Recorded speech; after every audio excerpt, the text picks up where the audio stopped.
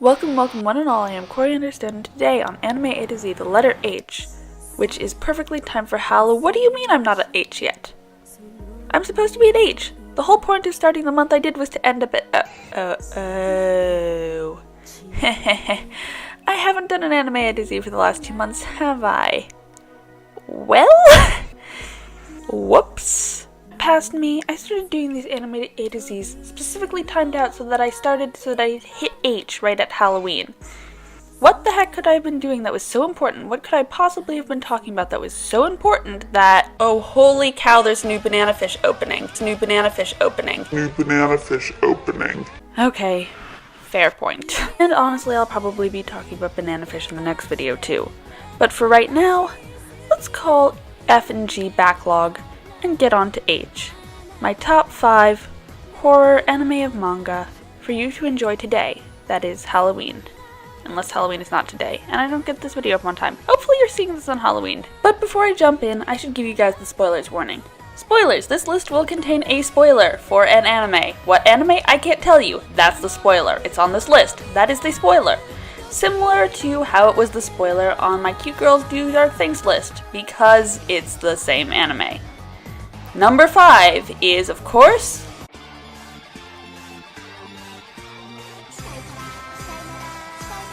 School Live. I have to confess I haven't watched that many anime concerning the undead, and those I have watched tend to be more of the action-packed Kabanari, Judy Tyson, Blood Plus variety than the horror variety. But while this cutesy moe club show might not look it from the outset, School Live or Gakugarashi is exactly that, a horrific variety of undead show, taking this cute moe slice of life club stuff that we've all come to expect and placing it straight in the middle of a zombie apocalypse. I've talked about this show already at length on the C list for this series, so right now I'm just going to say that it has elements of both body and psychological horror, and that you should totally have fun checking it out. Number 4.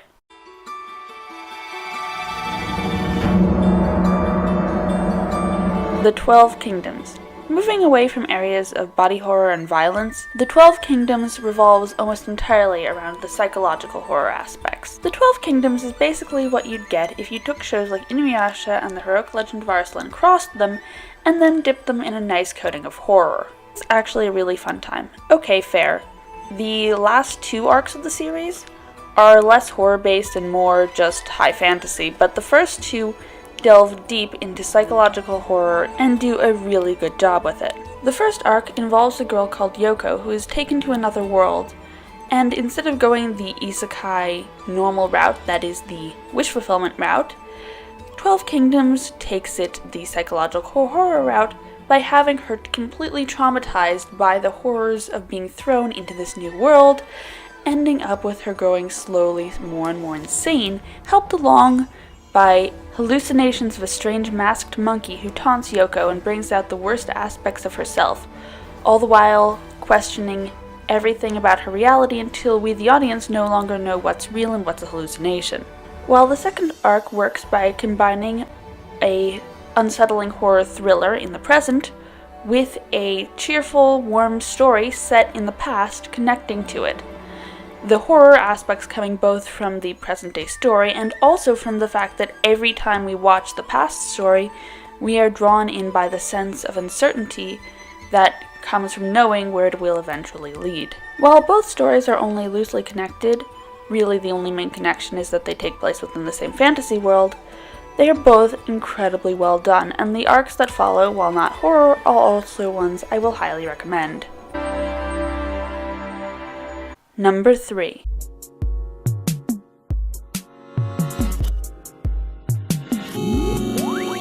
Hellgirl. Past Midnight's Veil lies the vengeance you could not exact alone. This episodic horror series combines every despicable aspect of humanity down into one series. It follows users of a website known as the Hell Correspondents. The Hell Correspondents only materializes at midnight and only for those who are desperately seeking revenge. Those who are seeking revenge can enter the name of the person they want revenge against into the Hell Correspondent's text box. Doing so causes them to summon forth the titular Hellgirl, who will appear and offer them a deal with the devil. She will take the soul of the person they hate to hell immediately, but in return, once they die, their soul will also belong to hell.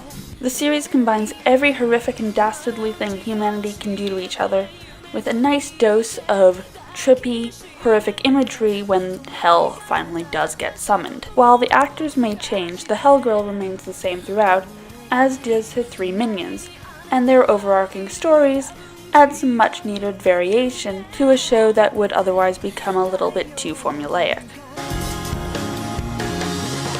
Now, you may have noticed that I said that this was a top 5 horror anime and manga list as opposed to just anime, and that's pretty unusual for me. I don't read that much manga. Reading is hard. I feel like I should preface that by referring to myself as an English major and a complete bookworm, but still, reading is hard.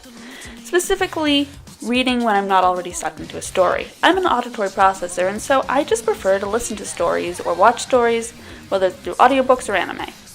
So it takes a lot for me to pick up a series that I'm not already into. Sure, I'll binge through the rest of the manga for D. Gray Man or Kingdom, no problem, but getting me to start a manga which I'm not already invested in, no way in hell. Or rather, one way in hell, because it's something that has happened exactly once, and that is for the number 2 spot on this list, Bookmark of Demise. Seriously, why the hell doesn't the series have an anime adaptation yet? I mean, for crying out loud, it's so good. Hell, the main characters even have character songs and voice actors who sing those character songs, like the one you're listening to right now. But for some reason, getting some animation to go with those voice actors, that's too damn much to ask for. Well, oh well. In the meantime, you can still enjoy this amazing horror series as a manga, and you really should. Bookmark of Demise follows 4 seemingly normal high school students who start a club in order to track down and document the urban legends around their high school. However, things go south, sour, and sideways when they stumble across some truth behind those legends in the forms of the Bookmark and Book of Demise. The Book of Demise tells them that they must play a game, and if they tell anyone else about this game, or anyone else sees notes about this game, that person shall die. The game is twisted, messed up, and violent, leading to horror and graphic deaths all around. And then the story resets and we get to do it all over again, this time from the perspective of another member of our main 4 group. These 4 protagonists, whose names we never learn and who are only ever referred to by the police titles for them, Aya, Biko, Sita, and Dini, may start out seeming normal, well, all but Aya, who is pretty weird from the beginning. But it turns out, as the story progresses, that they are each and every one of them as twisted and messed up as the story they are a part of. The build-up I gave this series should tell you exactly how much I like it, and if this plotline is sounding familiar to you, then that's because you're thinking of the number 1 show on this list, and that is, of course,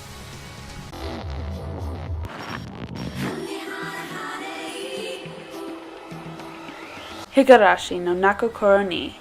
Yeah, there's no other way that this list could end.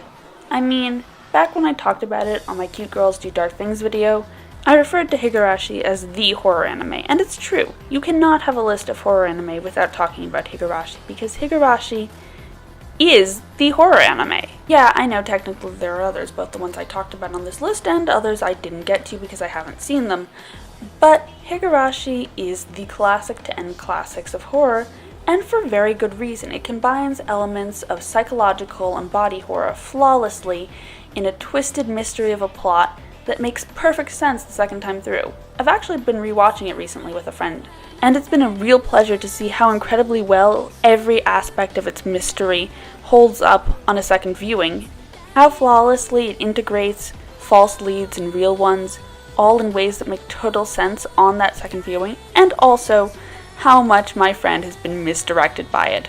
God, I totally recommend watching this show a second time with someone if you've already seen it a first. Reactions are truly priceless. Now then, I hope I've given you all something to be nice and horrified about. Meanwhile, I'm off to be horrified by my midterms. Tune in again over the next couple of weeks as I continue to ignore my growing backlog of videos and even bigger backlog of homework in favor of talking about Banana Fish. And if you'd like to hear me talk more about any of these shows, or anything that isn't Banana Fish, Please let me know down in the comments. Seriously though, I will be making other videos besides banana fish ones in the near future. I promise. Until then, this is Coriander Stone, and I thank you for watching. El Sai Kangru.